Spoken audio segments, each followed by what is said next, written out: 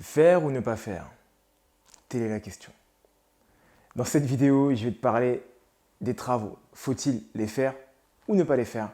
On va également voir le point de vue du banquier, comment il va interpréter la situation. Je te dis à tout de suite.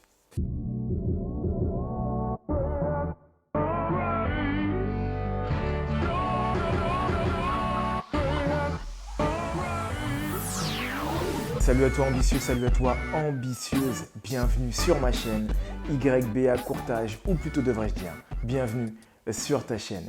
Je me présente pour ceux qui ne me connaissent pas, Roméo, je suis courtier en prêt immobilier, j'accompagne les particuliers ainsi que les investisseurs dans l'achat d'une résidence principale ou d'un investissement locatif. Et l'objectif de ma chaîne, il n'est pas compliqué, c'est donner quelques petites astuces qui vont te permettre, comme on dit dans le jargon, de shooter ton prêt immobilier afin de l'avoir dans les meilleures conditions. Bienvenue à toi si c'est la première fois que tu viens à moi. Écoute, pour fêter ça comme il se doit, je t'invite à t'abonner. Mais pourquoi t'abonner? Pour plusieurs raisons. La première, c'est que tu vas pouvoir savoir tout ce qu'il y a à savoir sur l'investissement immobilier afin de pouvoir devenir rentable, afin de pouvoir devenir finançable pour l'année 2021 et les années qui suivent. Tu vas également pouvoir connaître et suivre les success stories de plusieurs de mes clients que j'ai accompagnés sur des projets ambitieux. Et tu vas pouvoir savoir ce qu'il y a à faire et ce qu'il y a à ne pas à faire lorsqu'on démarre dans l'investissement locatif. Et tout simplement, si ce n'est pas la première fois que tu vois une de mes vidéos et que tu es encore là, c'est que tu dois t'abonner. Donc je vais te laisser quelques instants et puis on va démarrer tout de suite.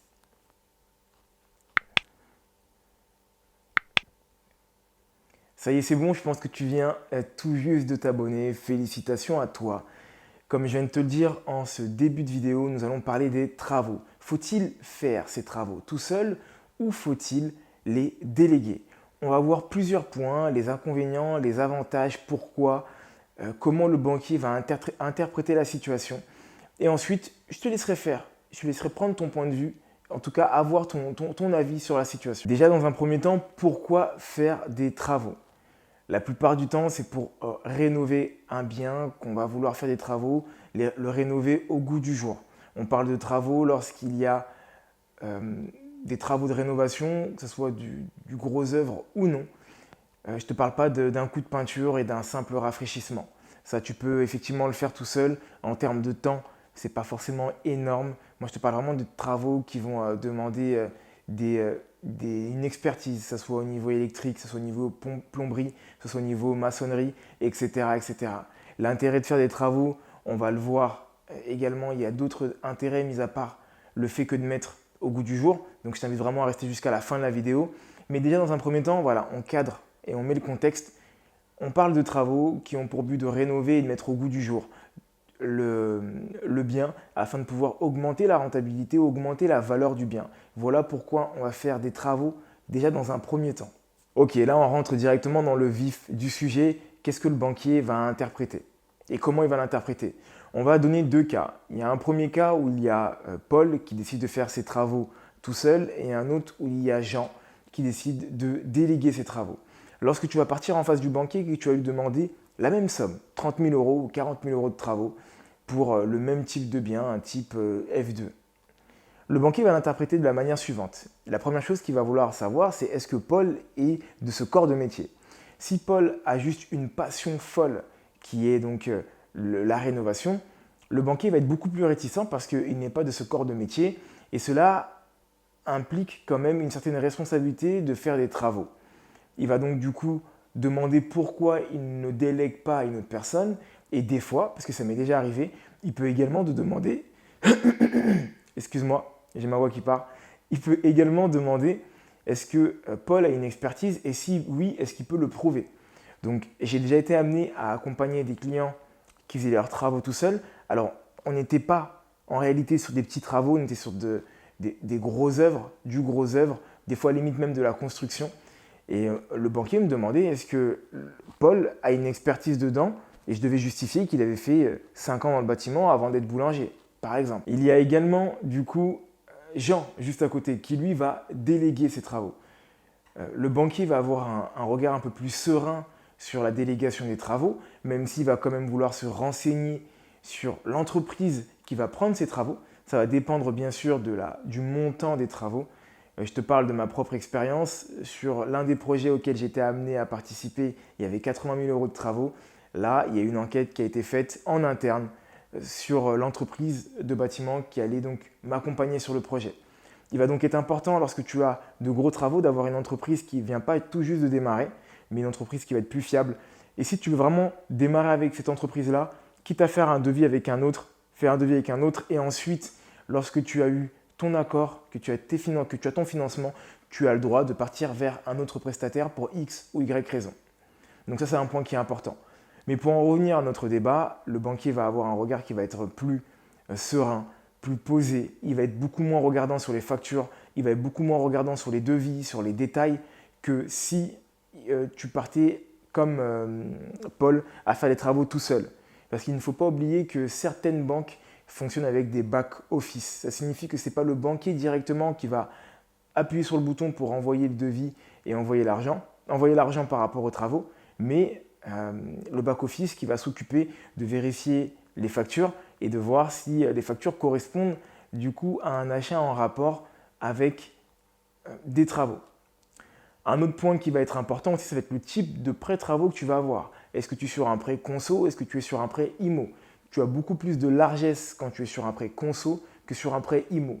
Donc si tu veux à tout prix faire des travaux comme Paul, donc du coup tout seul, je t'invite plutôt à partir sur un prêt conso. Les inconvénients, tu les connais, une durée beaucoup moins longue, donc beaucoup plus courte, des taux qui peuvent être un peu plus élevés, mais une flexibilité qui va être énorme, contrairement à du prêt immobilier où là, tes achats et tes factures doivent être en rapport direct avec l'immobilier. Je vais te donner un détail vraiment pour que tu puisses comprendre là où je veux en venir. C'est que dans le cadre d'un prêt immobilier avec des travaux, le fait d'acheter une cuisine, donc le mobilier de la cuisine, hein, ça signifie la plaque électrique ou la plaque chauffante que tu peux avoir, le micro-ondes, le four, ne rentre pas normalement dans ces travaux-là. J'en ai fait les frais et l'expérience, donc là je te parle vraiment d'une expérience de quelqu'un de très très très averti. Et je t'invite dans ce genre de cas à faire attention et à agencer tes factures, si je peux le dire ainsi. Bon, j'espère déjà ce que je t'offre là pour le moment, ça t'intéresse et que ça t'apporte. Si c'est le cas, n'hésite pas à y mettre un gros pouce, à me donner un peu de force. Ça fait plaisir à YouTube, ça me fait plaisir également à moi, ça fait ta BA et ensuite on peut continuer. Donc je te laisse quelques instants là tout de suite et vas-y, on y va. Ensuite, il y a des avantages et des inconvénients à déléguer. Il y a des avantages et des inconvénients à faire ces travaux tout seul. Commençons par la délégation et ce que je te conseille de faire. L'avantage de déléguer, c'est que tu es un investisseur ambitieux et tu as donc prévu de continuer et de dupliquer le modèle que tu as aujourd'hui, que tu utilises et qui a fonctionné une première fois. L'objectif, à ce moment-là, il n'est pas compliqué. C'est quand tu regardes le temps que tu vas passer à faire des travaux au lieu de déléguer et partir sur d'autres projets, la rentabilité, tu vas l'avoir directement. Pendant ce temps où un artisan ou une société de bâtiment est en train de rénover ton bien, toi, tu as la capacité de pouvoir partir à la recherche d'un nouveau bien comme celui-ci, déjà au moins de préparer le dossier, de commencer à préparer la négoce, etc. etc. Ça, c'est des points qui vont être du coup primordiaux lorsque on est et qu'on souhaite devenir un investisseur. C'est important. Et plus rapidement les travaux seront finis et de meilleure qualité, et plus tu vas avoir le temps, bien sûr, la possibilité de pouvoir mettre en location plus rapidement, avec les avantages que ça incombe. Donc, le premier avantage, c'est ça, c'est le temps, c'est la qualité des travaux qu'il peut y avoir. Ensuite, les inconvénients. Les inconvénients, c'est de tomber sur quelqu'un qui n'est pas sérieux. C'est d'avoir du mal à trouver un artisan qui va pouvoir respecter ses délais. Mais pour ça, il y a déjà une astuce. Déjà, essaye de voir par rapport à ton réseau d'investisseurs, si bien sûr tu en as un, est-ce qu'il y a ou non des personnes qui sont passées par tel ou tel prestataire et qu'ont-ils fait? Et si tu n'as pas eu d'expérience proche de toi par rapport à un artisan, écoute, va à la recherche, renseigne-toi. Il y a des sites qui sont spécialisés là-dessus, qui peuvent te permettre d'être à la rencontre d'artisans qui sont très, très, très sérieux. Mais vu que la confiance n'exclut pas le contrôle, tu as la capacité aussi de pouvoir vérifier les projets qu'ils ont en cours. Donc lorsque tu rentres en contact avec un de ces artisans, tu peux lui demander tout simplement, est-ce que je peux partir voir un de vos projets? voir quels sont les projets que vous avez en cours ou pas. Un artisan qui n'a aucun projet, bon, je t'invite quand même à réfléchir avant de partir avec lui, même s'il faut donner sa chance à des personnes qui démarrent. Je t'invite quand même à réfléchir. Malheureusement, c'est un peu dur ce que je dis, mais c'est une réalité. Parce qu'un artisan qui te plante sur un projet, ça peut faire capoter mais tout ton projet et tu peux payer le double. Parce que rares sont les artisans qui vont vouloir revenir, qui vont vouloir venir sur le projet que quelqu'un a déjà commencé, premièrement, et continuer le travail d'un autre. Parce qu'il y a beaucoup trop de responsabilités là-dedans. Donc la plupart du temps, ils vont vouloir tout reprendre. Surtout que tout le monde bosse d'une manière différente. Même si un compteur électrique reste un compteur électrique, tout le monde ne le monte pas de la même manière. Donc c'est hyper important d'avoir ce regard-là critique par rapport à la qualité des travaux que ton artisan va pouvoir te proposer à travers cette prestation et également avoir un suivi. Ça, c'est très important, très, très, très important. D'ailleurs, j'en profite pour te dire que je suis sur le tournage de plusieurs mini-épisodes d'un dernier projet auquel j'ai pu donc du coup participer sur des travaux. Tu vas voir les travaux de A à Z en fait, de comment c'était au départ jusqu'à comment c'est maintenant. Je suis vraiment impatient de pouvoir te proposer ça. J'espère que ça va te plaire aussi également. N'hésite pas à me le dire en commentaire si c'est le cas aussi et qu'est-ce que tu aimerais y voir à l'intérieur. Tu l'auras compris, le suivi des travaux est une période qui va être très importante. Je n'en dis pas plus, je te laisserai découvrir donc du coup ces mini-séries que je suis en train de faire où je te parle vraiment de tout ce qu'il faut regarder lorsque tu es sur des travaux et quels sont les points importants, en tout cas selon moi, pour avoir un bon suivi de travaux et une tranquillité et une quiétude quand tu bosses avec un artiste. Là, on vient de voir les avantages et les inconvénients de déléguer. Il y a également des avantages et des inconvénients de faire les travaux soi-même. En sachant, bien sûr, que l'avantage aussi, et je tiens à te le repréciser, lorsque tu délègues les travaux, c'est que tu as une quiétude de la part aussi de ton partenaire financier, donc de ton banquier. Il va être beaucoup plus tranquille, comme je te l'ai déjà dit en amont, mais je te le redis encore. En ce qui concerne le fait de faire ces travaux soi-même, alors comme je t'ai dit, tu peux être féru de rénovation, tu peux t'y connaître énormément, tu peux également être dans le métier, clairement, hein. Et il n'y a pas de problème et d'inconvénient à ça. Les avantages, donc on va se baser sur l'idée que tu maîtrises bien les travaux, c'est qu'en termes de coûts, tu as l'impression de gagner plus d'argent. Même si j'ai envie de te dire que si les travaux étaient finis beaucoup plus rapidement par un intermédiaire, tu aurais la possibilité de pouvoir le mettre en location et d'avoir des revenus beaucoup plus passifs. Et je mets des guillemets quand je dis passif parce que ça reste un métier quand même, beaucoup plus passif que si tu faisais les travaux tout seul. Ça, c'est le premier point. Donc, il y a un point, il y a un regard à avoir là-dessus déjà, en fait. Est-ce que je gagne réellement de l'argent ou pas?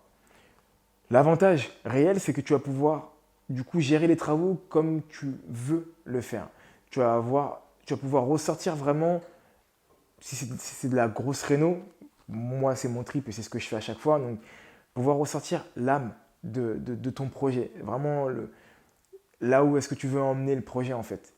Ce que tu veux que les locataires ou les futurs acheteurs se disent lorsqu'ils vont voir les travaux et les finitions de ce projet-là.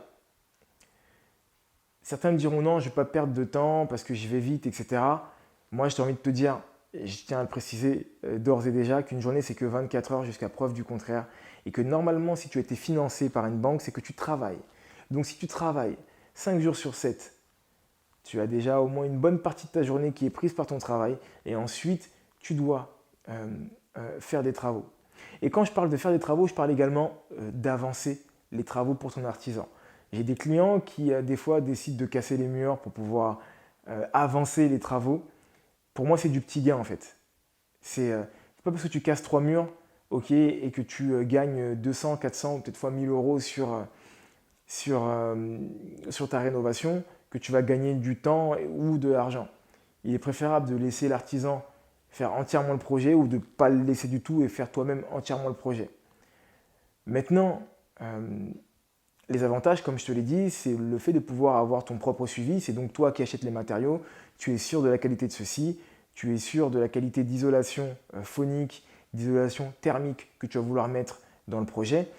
tu n'as pas forcément à faire confiance à une tierce personne, même si j'ai envie de te dire que le business, c'est du partenariat. Et ça aussi, c'est un des fondements de l'immobilier. Donc, il faut que tu apprennes à faire confiance à des personnes, aux bonnes personnes.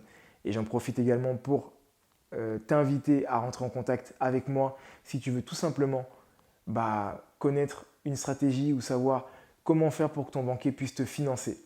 Pour ça, c'est ce qu'on appelle un call diag. C'est une dizaine de minutes et ça totalement gratuitement. Les liens sont juste en bas. Parenthèse fermée, donc tu te dois de savoir faire confiance à des partenaires. Tu te dois, selon moi, également de savoir déléguer. Une fois de plus, ça n'est que mon point de vue. Gardons l'hypothèse que tu fais tes travaux tout seul.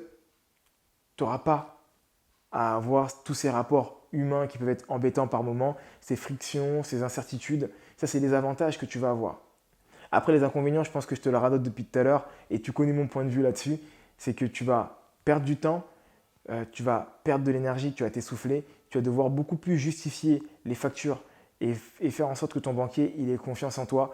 Et au final, selon moi, tu n'es pas aussi rentable que ça au niveau de ce gain illusoire, excuse-moi, que tu as lorsque tu fais tes travaux. Et ensuite, il y a un autre point, c'est au niveau de la fiscalité. En fonction du régime que tu vas avoir et en fonction des travaux que tu vas avoir, parce qu'on parle énormément du LMNP, mais il y a aussi le régime foncier qui te permet de faire du déficit, donc du coup foncier, à travers les travaux que tu vas faire. Eh ben, tu vas avoir beaucoup plus de facilité à déduire tes travaux à travers un artisan qu'à travers toi-même. Ça, c'est un autre point aussi qui est très important. Parce que le fisc va avoir plus tendance à regarder à la loupe tes factures pro forma que tu auras fait chez Leroy Merlin ou chez Castorama parce que tu as décidé de faire tes travaux tout seul que le fait de passer par un artisan. Après, une fois de plus, ça c'est uniquement mon point de vue. C'est comme ça que je l'interprète et aussi au vu des expériences que certains de mes clients ont pu avoir. Donc, moi, ce que je t'invite à faire, tu l'auras compris en définitif, c'est de déléguer tes travaux afin de pouvoir gagner du temps, gagner de l'argent, de la quiétude et que ça aille plus vite et que ton banquier puisse également te faire confiance et voir que c'est une affaire qui roule, plutôt que de faire tes travaux toi-même, surtout si tu n'es pas un expert dans ces domaines-là. Et voilà, c'est la fin de cette vidéo. J'espère qu'elle t'aura plu. Si c'est le cas, n'hésite pas à la partager à un grand nombre de personnes pour que tout le monde puisse en bénéficier un maximum. Mets-y des commentaires, comme je te l'ai dit et je te le redis encore. Si tu as d'autres points de vue à énoncer selon toi au niveau des travaux, un like, ça me fait plaisir. Ça fait plaisir à YouTube, ça fait ta BA, tout le monde est content. Et ambitieux, ambitieuse, je te souhaite une excellente journée ou une excellente soirée. Peu importe en vrai à quel moment tu regardes cette vidéo. Tout ce que je peux te dire, c'est de continuer à croire en toi et à te former. Bye.